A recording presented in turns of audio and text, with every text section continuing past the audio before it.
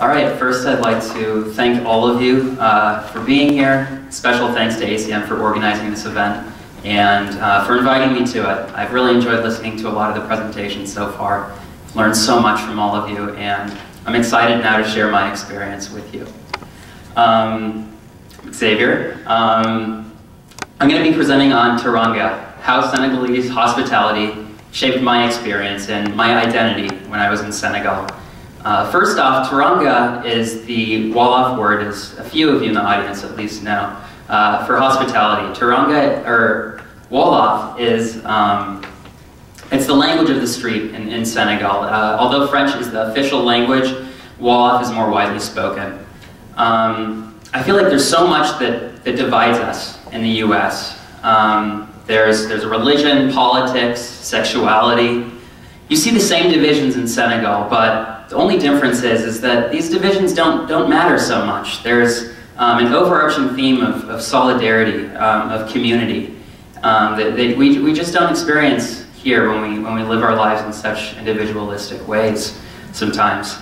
So that's what I'm going to be talking about. So my program, I spent 10 weeks in Dakar, Senegal. I was on a Lawrence-funded program called the Francophone Seminar in Dakar.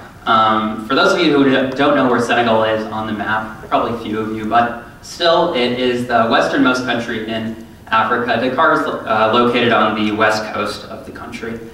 I went to Senegal with 5 other Lawrence students and a professor, Eileen Hoffmarch, and that's a picture of us lined up nice in a bow. It's our first group shot. All right, so my experience really started and ended at the Baobab Center. It's where I spent the majority of my time while I was in Senegal. You already know about it, sort of. Addie Val touched on it. But it's where we took our academic courses, our language courses, they also organized a lot of our excursions outside of Dakar and our service learning projects. For one of my courses, I was required to keep a cultural journal of my experiences in Dakar, which I sort of resented at first. I'm not really the strongest writer, but I sort of came to appreciate the value of putting thoughts onto paper. It certainly helped me looking back at my past journal entries when I was preparing for this presentation. So that's one of the values of it. But anyways, my first entry in that journal was about just the kindness and the hospitality of the Baobab Center staff.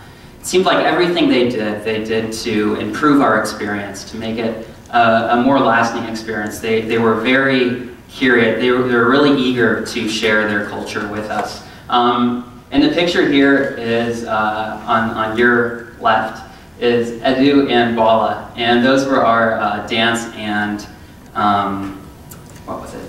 dance and music professors, and they were really, really fun guys. They came up with nicknames for all of us. On the left is Becky. Her name is Holy Becky Chebujan, named after a food there. Some of you know that food. On the right is Supa Kanja. Also, her name's Katie, but for some, I don't know how they made the connection. With a lot of the names, I wondered how they did that. I was named Jackie Chan. I think that was for my dance moves. I would demonstrate now, but I fear I'd knock this microphone off, so I'll wait. On the right is Al-Hassan. Al-Hassan is probably one of the most intelligent, kindest people that I encountered on my trip. He was our cultural instructor. He accompanied us on many of our excursions outside of Dakar. And it seemed like everywhere we went, he had something to say, some morsel of wisdom to share with us about Senegalese culture. Here he's showing me how he was a kid. He picked up these crabs with enormous pincers. He decided to use my sandal for that. I don't know how happy I was. But, you know, no study abroad experience is perfect. I think we've sort of realized that that process of integration can sometimes be quite frustrating.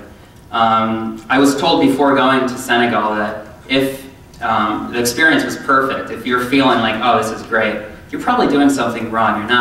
You're probably not making a large enough effort to really try to integrate yourself in the culture. I sort of had the attitude before going on the trip that I'd have no problem. I had this excellent orientation to Senegal.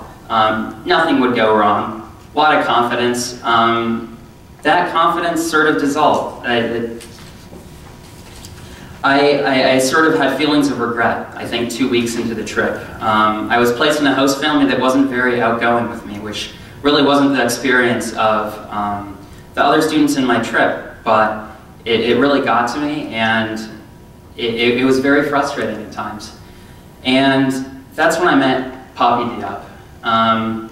Poppy is probably he's probably the best friend that I made on that trip. We hardly knew each other when we met, but we soon became really close friends. Actually, we met through a mutual friend who had visited Senegal years before, and he provided me with an outlet into Senegalese culture that my host family wasn't providing. And his commitment to his friends, to me, was sort of mirrored in his commitment to his family.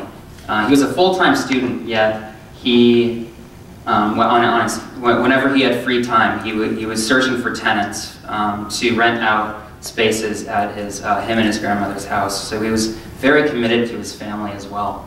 I was very struck by that and impressed.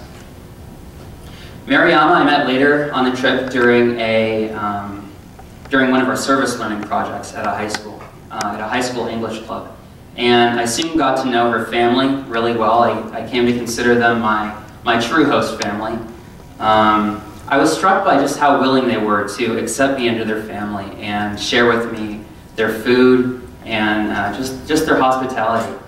Sure, I knew their daughter, I knew their sister, but I just didn't think that was enough for them to, invite me into their home and share with me these resources. They weren't a very, affluent family. They didn't really, it didn't seem to me they had the resources to do that, but they still did that and welcomed me, and I was very struck by that. The last relationship that I want to talk about is that I formed between Les and the beach vendors of Tuba Jallo. I actually met Les on this beach when I was swimming, and he approached me and some friends who were swimming, and he had his dog, and he kept throwing the dog into the water, watching it swim back. I found it really funny. It was sort of a bizarre scene. I don't know if the dog was really enjoying it or not. I enjoyed watching it. But anyways, we soon got to talking and laughing and sharing experiences about our cultures. And he led me back to a shack, which was sort of strategically located right at the steps or at the bottom of our hotel. So a lot of tourists came by to buy his things. Anyways, he offered me a necklace at the end of it, and he was a vendor. I knew that when he was offering it to me, he was expecting something in return.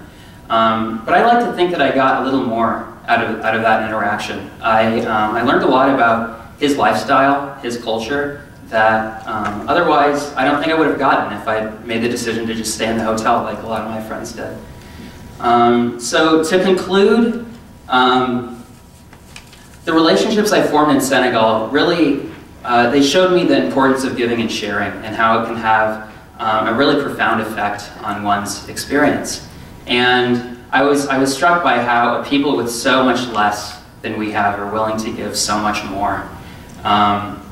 I leave the experience, I think, more willing to share what I have with others, and hopefully hoping that it'll have the same positive impact on them that it once had on me. I'd like to end quickly by reading a little note that I received from a friend who had a fever at the time, and I went out of my way to help her. She said, "Thank you very, very much for the tea and helping me with my econ homework. It really made me happy to see that there are some Americans who care about each other rather than living their lives in a very individualistic way." So, thank you.